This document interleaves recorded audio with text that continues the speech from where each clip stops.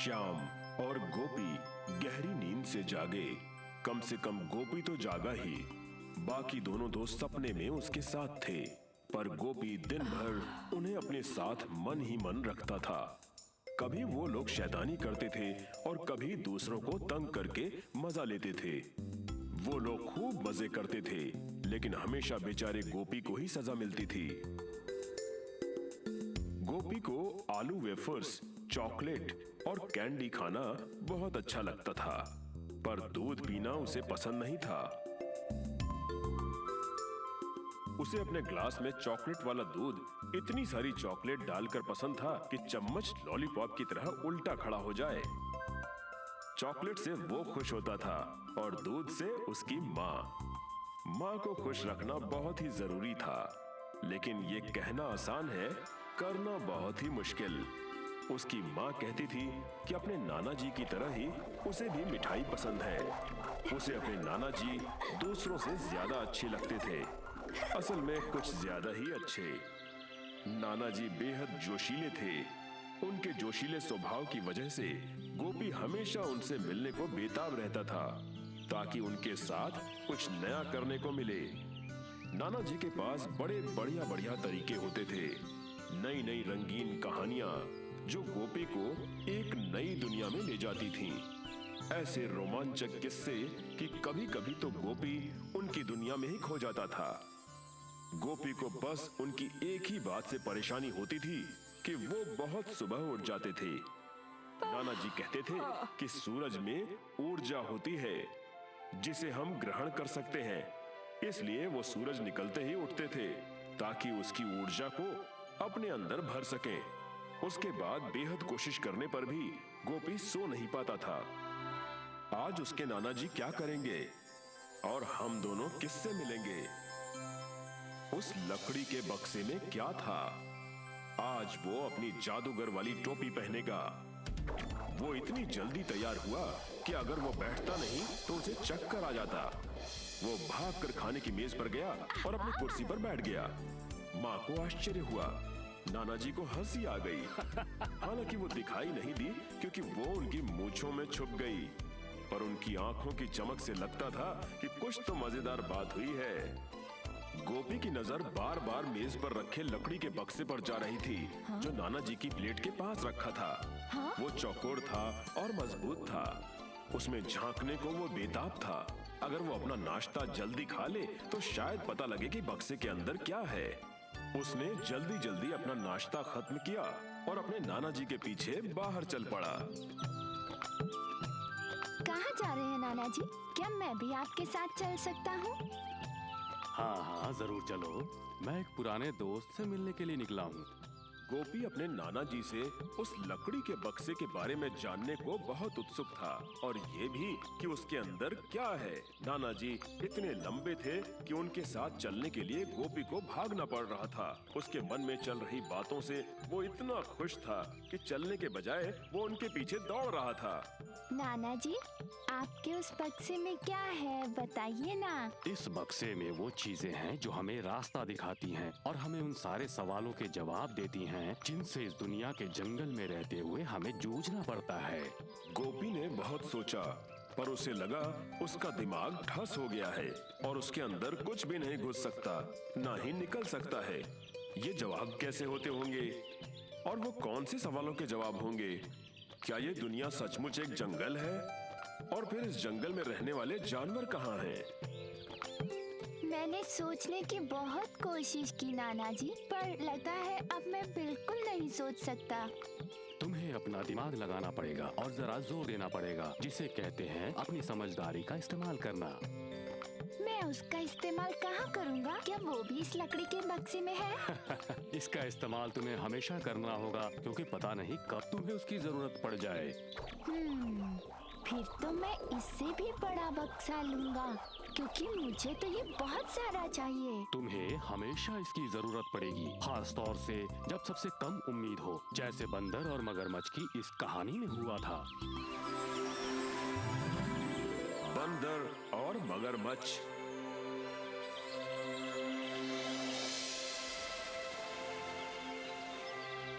एक दिन एक मगरमच्छ नदी में से निकला और जामुन के पेड़ के नीचे लेट गया। वहाँ एक बंदर था जो उस जामुन के पेड़ पर रहता था। तुम कौन हो? मैं एक मगरमच्छ हूँ और मैं खाने की खोज में बहुत दूर से आया हूँ। ये लो खाओ। मगरमच्छ को जामुन बहुत अच्छे लगे। बंदर ने उसे वचन दिया कि जब भी मगरमच्छ वहाँ आएगा वो उसे जामुन खिलाएगा। और लो खाओ। इतने दिनों में हम दोनों बहुत अच्छे दोस्त बन गए हैं। और लो। बंदर ने उसे थोड़े जामुन उसकी पत्नी के लिए भी दिए।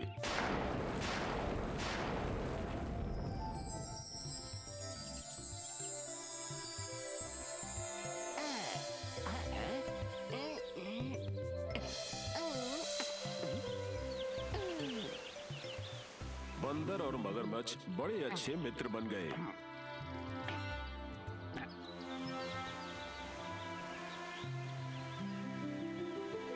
मुझे ये जामुन बहुत अच्छे लगते हैं। तब मैं तुम्हारे लिए थोड़े और लाऊंगा। मगरमच्छ की पत्नी बड़ी ईर्ष्यालु थी। एक दिन उसने मगरमच्छ से कहा कि उन्होंने हमेशा बंदरों को मारकर खाया है, तो मगरमच्छ ने इस बंदर से मित्रता क्यों की? मगरमच्छ ने कहा कि वो तो हम दोनों का ही बड़ा अच्छा मित्र है। मगरमच्छ की पत्नी बंदर को खाना चाहती थी। मेरे मित्र, तुम रोज मुझे जामुन खिलाते हो। मेरी पत्नी भी ये जामुन खाकर बहुत खुश होती है। उसने बंदर को अपने जाल में फंसाने के लिए एक योजना बनाई। तुम अपने दोस्त को घर क्यों नहीं बुलाते? मैं भी उससे मिलना चाहती हूँ। ये नहीं हो सकता। वो और लालची होती गई। जैसे जैसे दिन बीतते गए, बंदर को खाने की उसकी इच्छा बढ़ती ही गई। उसने अपनी योजना को अमल में लाने का निश्चय किया। मैं बीमार हूँ और वैद्य ने कहा है कि मैं तभी ठीक हो सकती हूँ जब मुझे बंदर का दिल खाने को मिले। मैं ऐसा कैसे कर सकता हूँ? वही तो एक मेरा मित्र है। मैं उसे कोई नुकसान नहीं पहुँचा सकता। मगरमच्छ की पत्नी ने कहा कि जब वो अपने मित्र बंदर से मिलकर लौटेगा तब तक उसकी मृत्यु हो चुकी होगी। उसे पत्नी के लिए बंदर का दिल लाना ही होगा। तो मगरमच्छ ने अपनी पत्नी का जीवन बचाने का निश्चय किया। जब वो उस दिन अपने मित्र से मिलने गया, उसने बंदर को अपने घर पर आमंत्रित किया। पर मैं वहाँ कैसे जा सकता हूँ? तुम तो पानी में रहते हो। अगर मैं डूब गया तो? हम नदी के किनारे रहते हैं। मैं तुम्हें वहाँ ले चलूंगा। ठीक है। उसने बंदर को अपनी पीठ पर बैठाया और नदी पार करने लगा।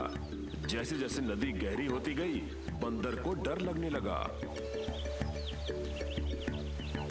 मुझे आगे मत ले चलो, वरना मैं मर जाऊंगा। मैं तो तुम्हें मारना ही चाहता हूँ और तुम्हारा दिल अपनी बीमार पत्नी के इलाज के लिए ले जाना चाहता हूँ। बंदर तेजी से सोचने लगा क्योंकि उसे खुद को बचाना था। उसे अपनी चालाकी से मगरमच्छ से छुटकारा पाना था। मैंने अपना दिल जामुन के पेड़ के छेद में रखा है। ऐसी बात है तो चलो वापस चलकर उसे लेकर आते हैं। मगरमच्छ वापस जामुन के पेड़ की तरफ गया। चालाक बंदर मगरमच्छ की पीठ से कूदा और जामुन के पेड़ पर ऊंचा जाकर बैठ गया। अब तुम अपनी पत्नी के पास वापस जाओ और उससे कहो कि उसका पति इस संसार का सबसे बड़ा मूर्ख है। मगरमच्छ ने अपना एक अच्छा मित्र खो दिया था।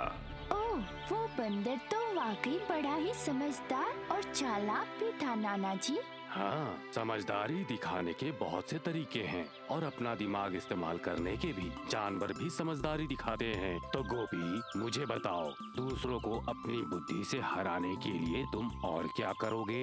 बुद्धिमान बनने के लिए क्या मुझको ज्यादा दूध पीना चाहिए और सारी सब्जियां खानी चाहिए जैसा माँ कहती है, ताकि मैं भी जल्दी से बड़ा हो जाऊं और आपके जितना समझदार बनूं।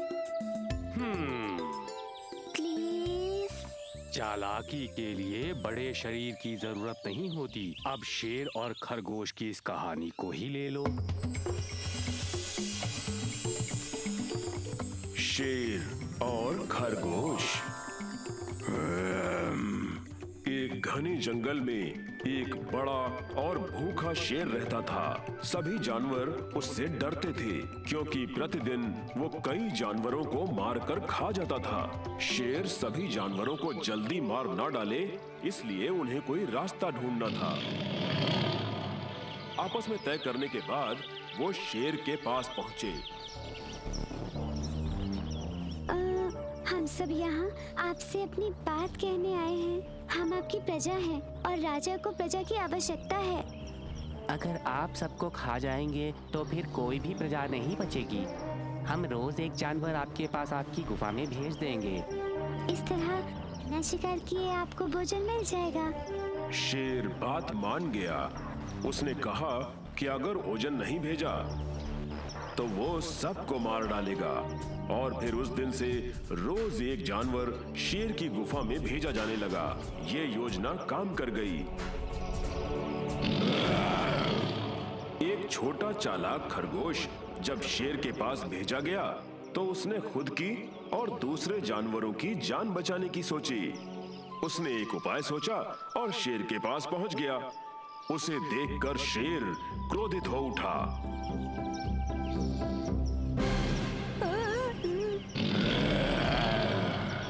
मेरी खुराक के लिए तुम छोटे हो।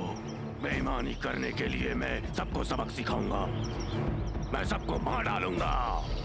महाराज, कृपया हमें दोष न दे। आपके लिए 6 खरगोश आए थे, लेकिन एक दूसरे शेर ने 5 खरगोश खा लिए। दूसरा शेर कौन है? वो कहाँ रहता है? वो बहुत बड़ा है और वो मुझे भी खाना चाहता था। मैंने उससे कहा कि तुम मुझे खाओगे तो आप उसे खा जाएंगे। उसने शेर को बताया कि दूसरे शेर को गुस्सा आया और उसने कहा कि वही इस जंगल का सबसे शक्तिशाली शेर है और केवल वही इस जंगल का राजा है। उसने डींग मारी कि वो आपको दिखा देगा कि असली राजा कौन है। ये सुनकर शेर आग बबूला हो उठा। उसकी दहाड़ से जंगल कांपने लगा। मुझे उस मूर्ख तक ले चलो। जब तक उसे मार ना डालूं, मुझे चैन नहीं पड़ेगा। जी महाराज, आप उस शेर को दिखा दीजिए असली राजा कौन है। वो उस शेर को जंगल में ले गया। वो उसे एक गहरे कुएं पर ले गया और नीचे इशारा करके बोला कि दूसरा शेर वहां नीचे रहता है। शेर ने कुएं में झांका और कुएं में अपनी परछाई देखी। उसे लगा कि वहां दूसरा शेर है। शेर को बेहद गुस्सा आया और दूसरे शेर पर आक्रमण करने के विचार से वो कुएं में कूद पड़ा। एक छपाके के साथ वो पानी में गिरा और डूब गया। छोटा चालाक खरगोश खुश होकर वहां से लौट पड़ा।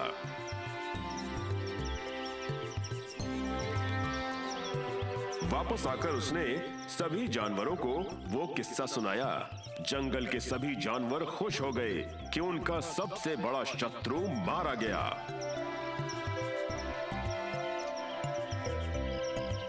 तुम तो बहुत चतुर निकले मेरे नन्हे दोस्त। और तुमने सारे जानवरों को हिम्मत दिलाई।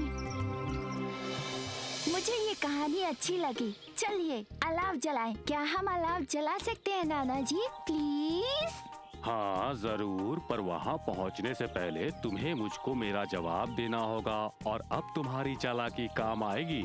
हाँ, पर वो पेड़ तो देखिए नाना जी, कितना नजदीक है और उस पेड़ की बहुत सारी टहनियाँ तो जमीन को छू रही हैं। हाँ, वो एक बरगद का पेड़ है और इससे पहले कि तुम वहाँ पहुँचो तुम्हें अपना अंदाजा लगा लेना होगा। क्या मुझे 5 मौके मिलेंगे या फिर 10? नहीं, मुझे लगता है मेरे लिए 8 मौके ही काफी रहेंगे। नहीं नहीं, तुम्हें लालच नहीं करनी चाहिए गोपी। लालच से इंसान नीचे ही गिरता है। तो अब मैं तुम्हें सारस और केकड़े की कहानी सुनाता हूँ। सारस और केकड़ा। एक समय की बात है। एक सारस मछलियों से भरे तालाब के पास रहता था। वो तालाब की मछलियां खाता था और खुश रहता था। समय बीतने के साथ सारस बूढ़ा और दुर्बल होता गया और अपने खाने के लिए मछलियां पकड़ना उसके लिए मुश्किल होने लगा। उसे भय लगा कि भूख के कारण वो जल्दी ही मर जाएगा। तब उसे एक उपाय सूझा। वो उदास होकर तालाब के किनारे खड़ा हो गया और पास में तैरती हुई मछलियों को भी नहीं पकड़ा। मछलियां, मेंढक और केकड़े सभी ने ये महसूस किया कि ये कितना उदास है। आप इतने उदास क्यों हैं चाचा जी? हाँ, हमेशा की तरह मछलियाँ क्यों नहीं पकड़ते? मेरे पास एक बुरी खबर है। कुछ लोग इस तालाब को मिट्टी से भरकर इसमें पौधे उगाने जा रहे हैं। फिर इस तालाब में एक भी मछली नहीं बचेगी। तुम हमारे दोस्त हो, अब तुम ही हमें बचा सकते हो। हमें दूसरे तालाब में ले चलो। मैं बहुत बूढ़ा हूँ और मुझे कई चक्कर लगाने पड़ सकते हैं। बीच बीच में आराम भी चाहिए होगा। आश्वासन पाकर मछलियां राजी हो गईं। सारस ने चक्कर लगाने शुरू किए। उसने पहले थोड़ी मछलियां उठाईं और उन्हें दूसरे तालाब में ले जाने के बजाय वो उन्हें चट्टान पर ले गया। उसने उन्हें खाया। उनकी हड्डियां चट्टान पर ही छोड़कर उसने थोड़ी देर आराम किया। जब उसे फिर भूख लगी तो वो वापस तालाब पर गया और थोड़ी और मछलियां लाकर उन्हें खाने लगा। जब भी उसे भूख लगती वो तालाब पर चला जाता। अब तालाब में बची हुई मछलियों के साथ एक बड़ा केकड़ा भी बचा था। उसने भी सारस से मदद मांगी। चाचा जी, मुझे भी मरने से बचा लीजिए। स्वाद बदलने के लिए मुझे केकड़ा खाने को मिलेगा। बिल्कुल मेरे प्यारे दोस्त, आओ चलो, तुम्हें भी बड़े तालाब पर ले चलता हूँ। जैसे ही सारस ने पंख फैलाए और केकड़े को लेकर उड़ा, केकड़े ने नीचे देखा। उसे कोई बड़ा गहरा तालाब नहीं दिखाई पड़ा। उसे कहीं पानी तक नहीं दिखा। चाचा जी, वो बड़ा तालाब कहाँ है जहाँ आप मुझे ले जा रहे हैं? अब मैं तुम्हें खाने जा रहा हूँ, जैसे मैंने दूसरी सारी मछलियों को खा लिया है। भयभीत केकड़े ने नीचे देखा और उसे एक चट्टान पर मछलियों की हड्डियों का ढेर दिखाई पड़ा। उसने अपने तीखे पंजे से सारस का गला जकड़ लिया। उसने इतनी जोर से पकड़ा कि सारस का दम निकल गया। केकड़ा वापस अपने तालाब में गया और दूसरी मछलियों को सारा वृत्तांत कह सुनाया। शुक्रिया प्यारे केकड़े, तुमने उस दुष्ट सारस से हमारी रक्षा की। और उस दिन से वो सभी राजी खुशी रहने लगे। मैं भी एक बहुत बड़ा सारस बनना चाहता हूँ और फिर नाना जी, मैं आपको दूर दूर तक घुमाने ले जाया करूँगा। तब हम दूसरे जंगलों में जाएंगे या फिर शायद हम ऊंचे आसमान में उड़ेंगे और तारों से मिलेंगे। और ये तो बड़ा मजेदार रहेगा गोपी। अब क्या तुम्हारे पास मेरे सवाल का जवाब है? अगर तुम किसी को अपनी बुद्धि से हराना चाहते हो तो तुम्हें चालाक होना होगा। मेरे पास कुछ है। अगर ये सही है तो मैं इसे इकट्ठा करके अपने बक्से में रखूंगा और मैं जहाँ भी जाऊँगा उसे अपने साथ रखूंगा। तुम्हारे पास क्या है गोपी? एक कंकड़ है, क्योंकि नदी का पानी चाहे उसे कितना भी धक्का क्यों न दे, वो कंकड़ मजबूती और बहादुरी के साथ डटा रहता है नाना जी। ये सचमुच एक चतुराई भरा जवाब था गोपी। आहा, तो अब गोपी समझदार और चालाक हो गया। अब देखते हैं तुम्हारे बक्से में और क्या क्या रख सकते हैं। शुक्रिया नाना जी, आप सचमुच सबसे अच्छे हैं।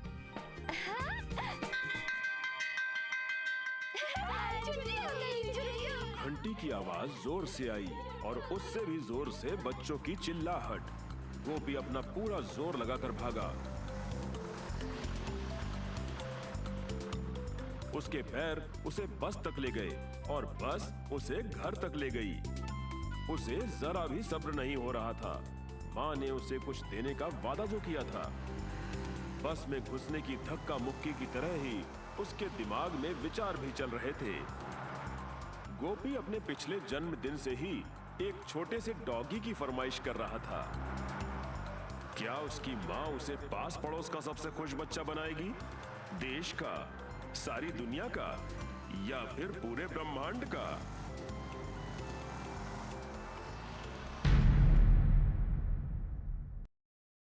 कितनी बड़ी और सुंदर मछली है। आज ये मछुआरे फिर से आ गए। हाँ, लगता है ये झील बड़ी मछलियों से भरी हुई है। कल यहाँ मछली पकड़ने आएंगे। पहली मछली मछुआरों के आने से पहले ही झील छोड़ देना चाहती थी। हमें उस नहर के रास्ते दूसरी झील में चलना चाहिए। मुझे तो इसका विश्वास नहीं होता। अपने बचाव का दूसरा रास्ता ढूंढती हूँ। जब उसने सारस के बच्चों को अकेला देखा, वो जान गया कि वो सब उड़ नहीं सकते, तो वो उन्हें खा गया। जब माँ सारस लौट कर आई तो अपने बच्चों को ना पाकर बहुत दुखी हुई।